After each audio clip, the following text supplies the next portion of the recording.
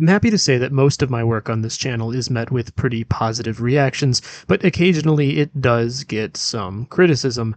This is nothing new to me and far from unexpected on YouTube, of course, but I've always wanted to address some of this stuff. The issue is that doing so can quickly spiral into a never-ending feed of why random user Black Belt Smasher 42069 has a silly take, and the end result would be a stream of content that isn't really insightful, original, or even necessarily on theme. This video is my answer to that dilemma. While I will be addressing a few specific criticisms in this video, they will be mostly illustrative rather than for the sake of content unto itself. My aim here is to give you guys the tools necessary to make really good history-based critiques that actually would merit my making a video and maybe even revising my views. And if you don't want to make critiques, then don't worry, because this video will just help you do better martial arts research in general. One piece of background information here. I do have a master's degree and its focus was in Japanese history. I don't bring this up much on the channel because I loathe the cult of credentials. Whether we are talking about master's degrees, PhDs, or martial arts black belts, there are still people out there with these titles who suck at what they do. My personal belief is that appeals to authority, at least by themselves, are often an early indicator for a weak argument. The flip side of that coin, however, is that there truly is a world of difference between a hobbyist historian and someone who has actually been taught how to do research. If I do my job correctly in this video, this qualitative difference should be self-evident. Although, again, I think history, like martial arts, are for everyone. I'll be doing my best here not to hit you upside the head with a lot of niche-specific jargon, like a lot of academics would. For all the brains and scholarship, some of the worst communicators I've ever met were in universities, and the best communicators in those settings were often immensely underpaid, despite their critical role in parsing stuffy scholarly language into intelligible lessons for students. All right, all that said, on with the show. So where do we begin? Usually, just like in science, research begins with a question or hypothesis. I already want to stop for a second, though, because believe it or not, this is where I see a lot of martial arts history go sideways out of the gate. A surprising number of people will start with a statement, often a statement that presupposes fact, and then work backwards to confirm it. For example, I've seen plenty of people say something like the sword was the primary battlefield weapon of the samurai. Then that person will go look for sources to confirm this statement. Unfortunately, these types of researchers often find sources to do just that, but they are almost always cherry-picked or poorly evaluated. Another example might be that Bushido is the primary cause for World War II war crimes committed by the Imperial Japanese military. Whether either of these statements is true or not doesn't really matter in this video. What matters is that these are crappy starting points, and even if these statements are true, the research is going to ultimately be weak and shallow. Better examples would be something like these. Was the sword the primary battlefield weapon of the samurai? Was Bushido the primary cause for World War II war crimes committed by the Imperial Japanese military? Crucially, these questions can also be further refined to be more specific. Was the sword the primary battlefield weapon of the samurai? If so, what time period and which kinds of units employed them? If not, why? It might seem a little beneath us as adults who presumably learned a similar method in elementary school, but honestly, a lot of history can be gleaned with this kind of probing. First, begin with a specific question and then ask the classic who, when, where, why, what, and how type questions. The harsher you are with yourself, typically the better the end product will be. What is difficult with this is that you often have to really push on cherished beliefs or even give up on them sometimes. You can think of this as what martial artists might call pressure testing. In that analogy, sparring might be consistent with peer review. Cool, so you have a question and you know how to keep iterating further questions to help specify your research. One problem. Where do you even start in regard to research material? This is the part of the video where we get to talk about historiography. True story, historiography, I thought, was super boring in my undergrad, but it's probably one of the most important classes I ever took. So, what is historiography? Basically, it's the history of writing about history. If you want to think about it in martial arts terms, techniques change over time, usually into ever so slightly more efficient forms. Take the triangle choke, for example. It started out as a choke using the legs without the uke's arm inside, but someone figured out that actually, the choke is way tighter with the arm in. Later, another guy figured out that actually, if you angle into the choke with your bent leg, it comes on much faster, and so on and so forth. What I just described to you is basically a historiography of the triangle choke, albeit a very abridged and simplified one. In the realm of history, historiography refers to the trends and development of scholarly research.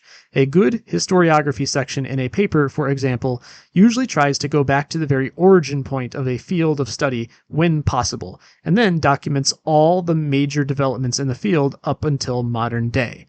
You generally aren't going to see every single scholar's contribution covered in these parts. First, it usually isn't necessary because micro developments aren't really the point.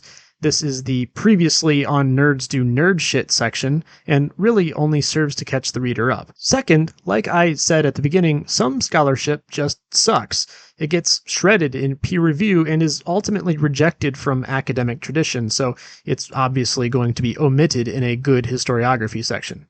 Historiography is important because it establishes the setting for research. By acknowledging what has come before, you can then set your own research up to do one of two things, either to build on that historical tradition or to refute it or some part of it. Either way, historiography is important because without it, we won't know how your research sets out to relate to the larger discussion. If you omit historiography or are otherwise ignorant of it, it's usually a good indicator that the research itself is going to be pretty shallow. I've seen it happen where a hobbyist researcher might post about this amazing thing he's uncovered, completely ignorant to the fact that someone researched it and then refuted it 30 years ago. For obvious reasons, this isn't an amazing look, so we have to be cautious. There is another adjacent dimension to historiography, though, and that really isn't talked too much about even in universities. At the very least, what I'm going to talk about is more so something I learned from experience as opposed to having a professor beat it into me. Namely, scholarship comes in flavors, depending on time frame and a scholar's preferred lens of analysis. Let me break this down for you. In my Budo A Tale Untold video, I started off with a neat little quote from a guy named Hearn, whose first name I'm not even going to try to pronounce because I always butcher it. Now, I chose that quote because I think Hearn is a cool quote-generating machine, and it was thematically on point. Hearn himself, though, is actually one of our earliest English sources outside of some missionaries of Japan. Because of this, a lot of historians, particularly cultural and literary types, feel the need to deal with Hearn's material. The fact is that, by nature of being among our earliest non-Japanese observers of Japan, Hearn has historiographical importance. On the other hand, Hearn is probably history's first weeb, in that he is a bit of a Japanophile fetishist. Keep in mind that I'm not necessarily picking on Hearn here either. Orientalism has hit the West in waves throughout its dialogue with Asia. Hearn's rose-tinted vision of Japan isn't all that special. If he were alive today, he'd probably be right at home carrying around a Hatsune Miku body pillow and advocating the virtues of Axe body spray as the only hygienic system one needs. My point is that Hearn's biased accounts are flawed, yet also demand to be addressed because of their place in the historiography. A pitfall I see the hobbyist historian fall into with these kinds of sources is that they either take Hearn at 100% face value, or, knowing about his general weebery, will 100% dismiss him. Of course, you cannot really do either of these things. Ultimately, Hearn's views on Japan were relatively benign. We might say he contributed to skewing opinions on the country, but it isn't like the West took Hearn's views and weaponized them towards murderous ends or something. Sometimes, though, historians will look at something like racism, for example, and allow themselves to get ideologically wrapped up in a crusade primarily colored by modern sensibilities. And yet we, again, on the other hand, sometimes have to contend with these issues. A recent commenter on my aforementioned Budo video claimed that my work there was US-centric and too reliant on the modern trend in academia and media to make everything about race. To be honest, a part of me even agrees with him. In modern discussions about modern issues, a lot of these kinds of terms have been morphed into buzzwords to bait audience engagement. As a useful descriptor of facts on the ground as we know them, I find these terms often lack in utility and usually are up for debate. This channel, however, is not all that interested in the modern political dystopia. My Budo video was fundamentally about how the West and Japan were stuck in a vicious cycle of diplomatic errors, largely informed by and subsequently reinforcing backwards ideologies domestically on both sides. It was this dynamic which not only culminated in the Pacific War, but also damaged our understanding and the health of Japanese martial arts. We can't simply ignore that the League of Nations was pretty racist here when they outright denied a racial equality clause in the Treaty of Versailles, especially when that racial equality clause was proposed by Japan itself. Unlike in modern discourse where the role of race is up for debate often, our case is very cut and dry. We have unambiguous documentation of it. Similarly, we can't ignore the Japanese ultra-nationalism and the role of Bushido, and how it led to a very destructive militarist ideology. And of course, we can't really take a solely Japan-centric approach to this story when Japan went from dressing like this to this in the span of a half-century. Besides this, history is truly a global exercise now. I've met Japanese people who question what an American using English sources could possibly have to say about Japanese history. Shouldn't I be doing American history? In truth, I think the answer is a lot. I have a lot to say. In the same way that I imagine a Japanese-born person doing American history would probably have a lot to say about my country's background. I would always invite foreign people to do history on my country or any country other than their own, because it goes a long way towards eroding internal biases or ideological blind spots that people doing history born in those countries might not even be aware of. From where I sit, the age of doing quote-unquote pure national histories is coming rapidly to an end. I do, however, believe these kinds of errors in historical formulation are common in martial arts spaces. I don't really want to deep dive the development of history as a practice too much here, but the kind of history that was being done about 100 years ago was broadly about collecting data, with little to no input from the historian himself. Today, this is generally considered only the first step in actual historical research, yet many martial arts blogs and publications are essentially just this, compilations of interviews and documents. Amateur martial arts history has certainly begun to evolve in the sense that people are now much more willing to interpret sources and give insights. Yet, in terms of doing holistic histories, I find amateur martial arts history to be lacking. I know of plenty of books, blogs, and videos that set out to discuss something like the history of judo, just as an example. Yet the analysis doesn't even pay lip service to the Meiji Restoration.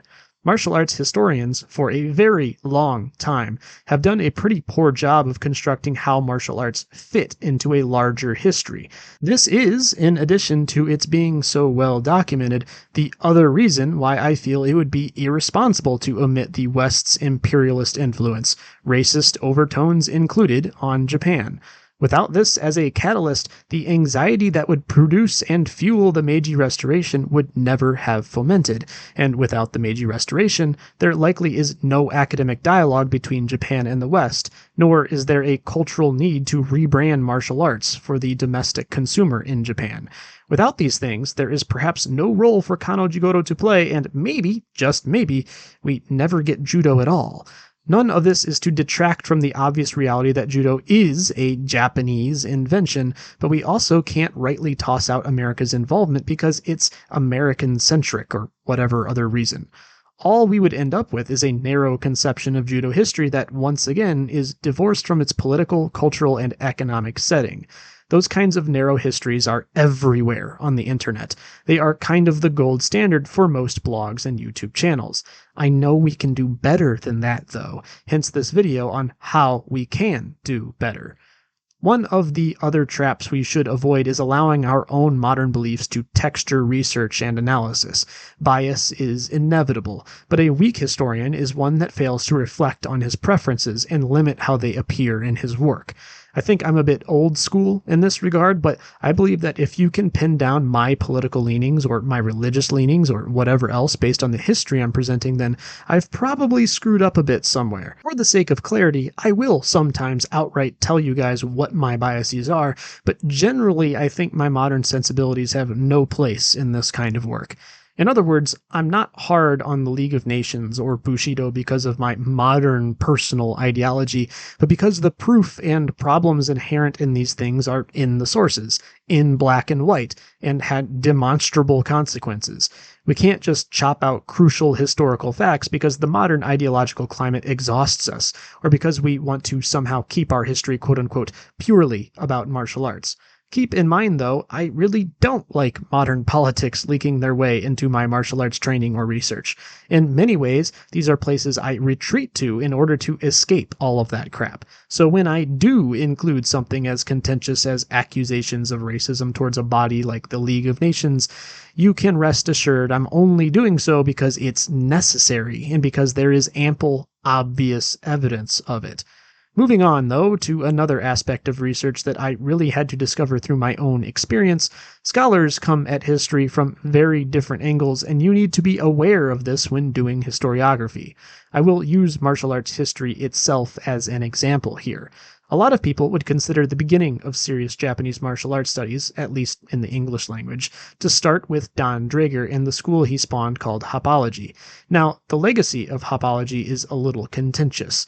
I know some people who think it's great, I know some people who think it's awful. For our purposes here, I'm not yet going to make a value judgment on it.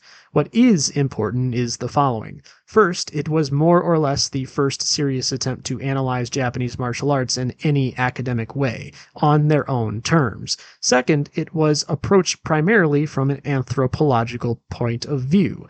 I want to focus on that second part. So we might say that Draeger looked at Japanese martial arts anthropologically. He went in person, trained, and documented. Any analysis he provided came from these experiences as a source. Now, if we look at someone like Friday, who I've sourced many times on this channel before, he tends to lean into a lot of primary documents and more mainline Japanese history scholarship in his stuff. The distinction here is that Draeger is the type who collects stories and is a bit more willing to take traditions at face value. Friday will accept traditional narratives typically only when there is an absence of primary documentation. Another lens to look through might be Bowman's work, which approaches martial arts from the perspective of cultural theory. Meanwhile, someone like Gainty approaches them politically. Keep in mind that academia hasn't historically taken martial arts very seriously. As a result, there are many approaches that are vastly unexplored. To my knowledge, for example, Japanese martial arts have not yet been seriously approached from an economic or legal angle as of writing this script. I'm telling you this for a few reasons. First is so that while you might find you prefer a certain type of approach to martial arts history, one single approach usually is not enough to get a holistic picture. Economic history, unsurprisingly, places economic incentives at the forefront of martial arts, while allowing other propelling forces to simply melt into the background. If you want to really get a grip on a historical topic, you should try to familiarize yourself with as many of these approaches as is possible. Ultimately, you will probably decide that one approach does a better job than the others, but usually this doesn't mean we can just throw away the insights from those other perspectives.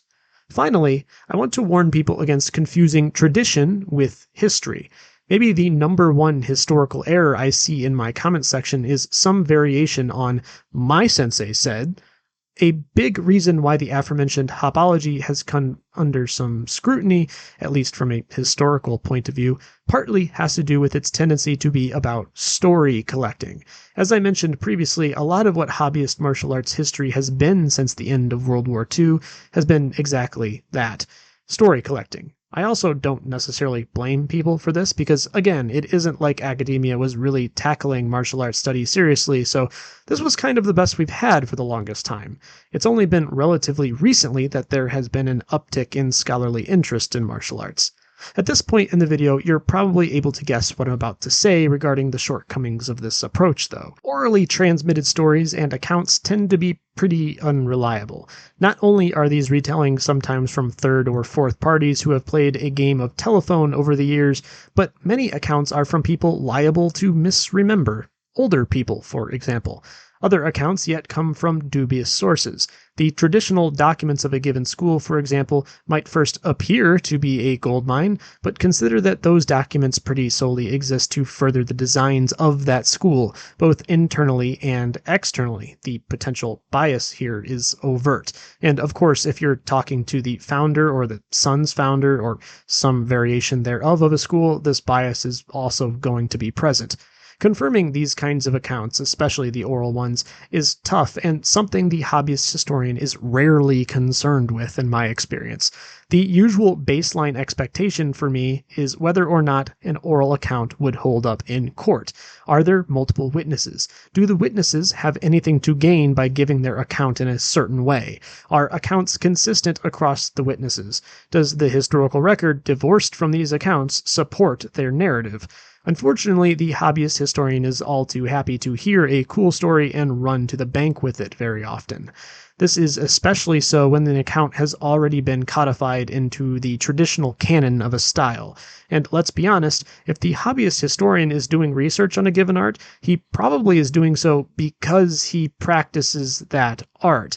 This kind of personal bias all too often results in tradition being conflated with fact-based history. There are various other issues too, of course. I've seen some people try to use things like the Heike Monogatari as a primary source to probe for samurai behavior, for example.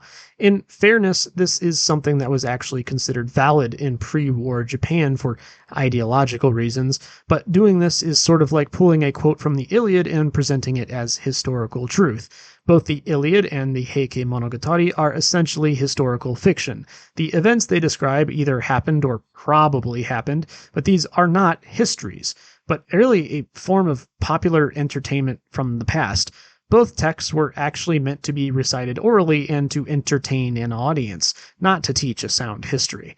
Needless to say, this is why we need to evaluate our source materials carefully. Additionally, there are times when we simply do not have sources, or at least not good ones. A tough pill to swallow is that some portion of history is almost always going to come down to educated guesses. No matter how awesome and detailed our records might be, we will never know 100% for sure what the psychology of a foot soldier at the Battle of Sekigahara was, for example. This has led to a school of thought, the postmodernists, who tend to throw their hands up and say, well, we can't know anything for sure, so there isn't any point. And they use this as license to do some stuff that, frankly, I find to be irresponsibly revisionist. Of course, this is only an extreme section of the postmodernists, but they are out there. A historian needs to strive for historical accuracy while being aware that what he constructs will always be, in some respects, a flawed narrative. The evasiveness of absolute historical truth does not justify the warping of the sources we do have into narratives that simply appeal to modern sensibilities or further a modern ideology. Doing so tends to somehow lead to less understanding than we actually started with, which is antithetical to the actual goals of history.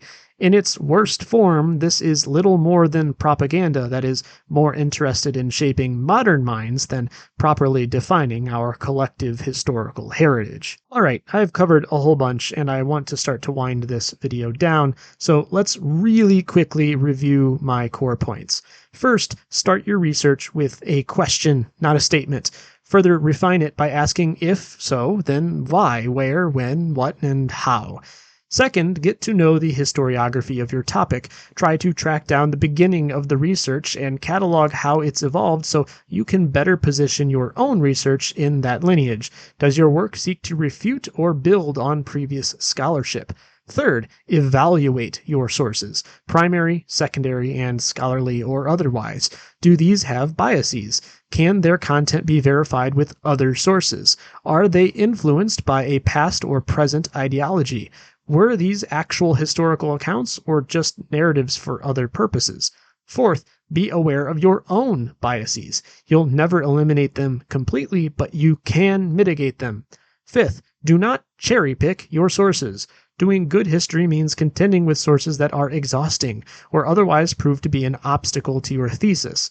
Ignoring things because they are mainstream, undesirable, or personally not to your interests is amateurish, even more so when it's clear those forces played a major role in the past.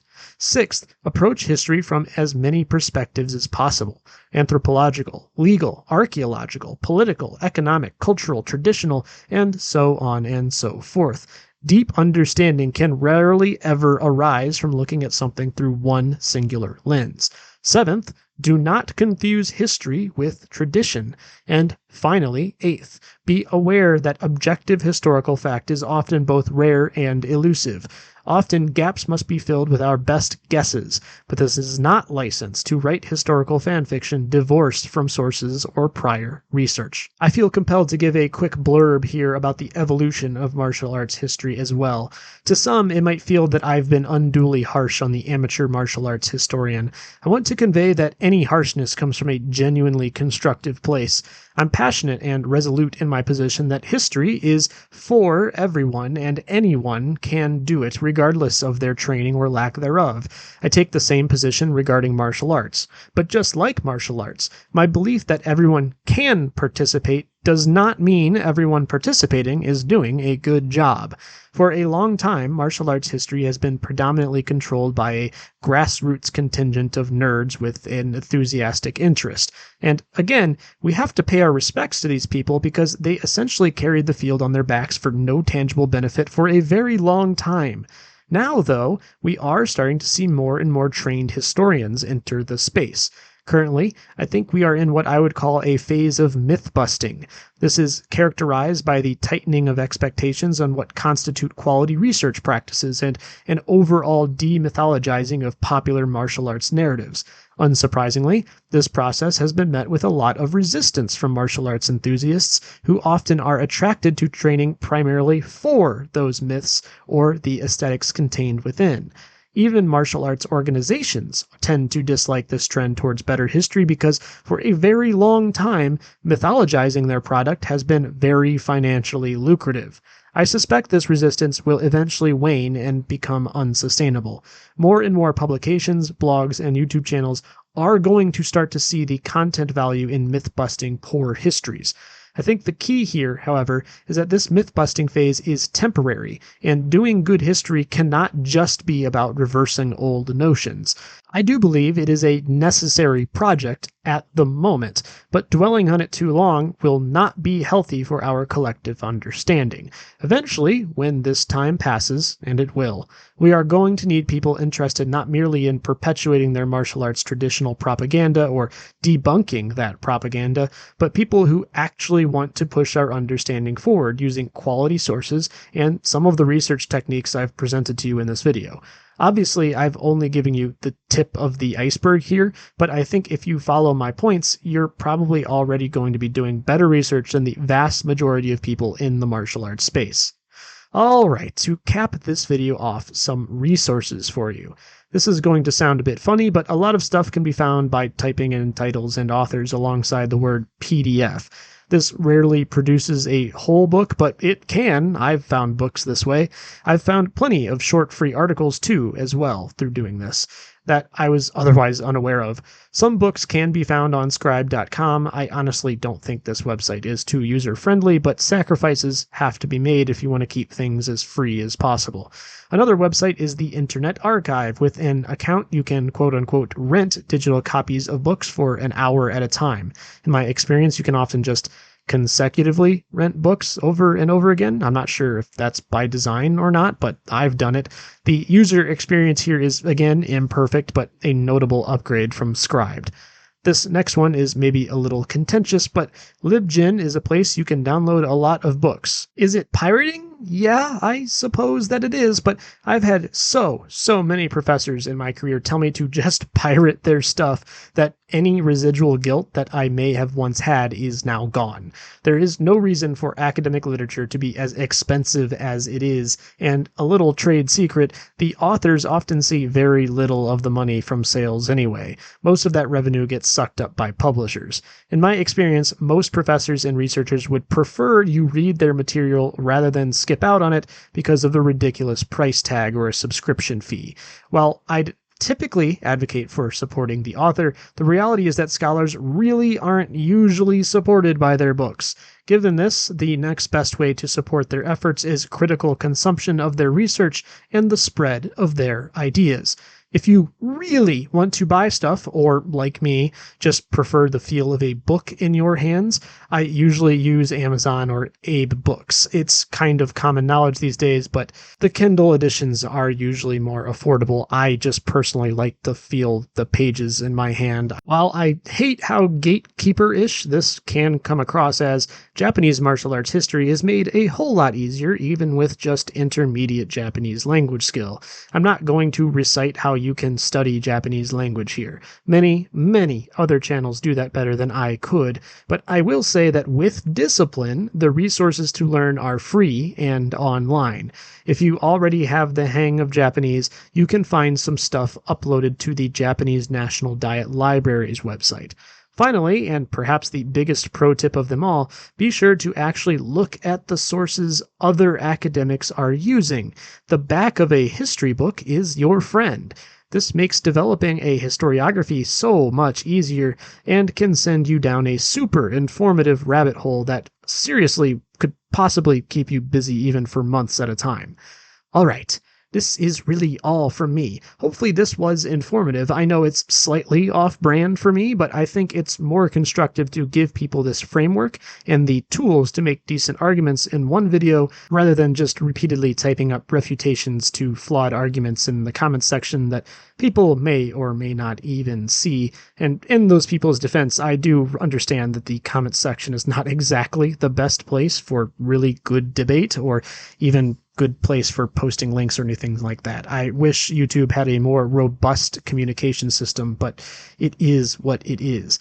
Keep in mind, the point here isn't to call anyone out or flame anyone for their comments either.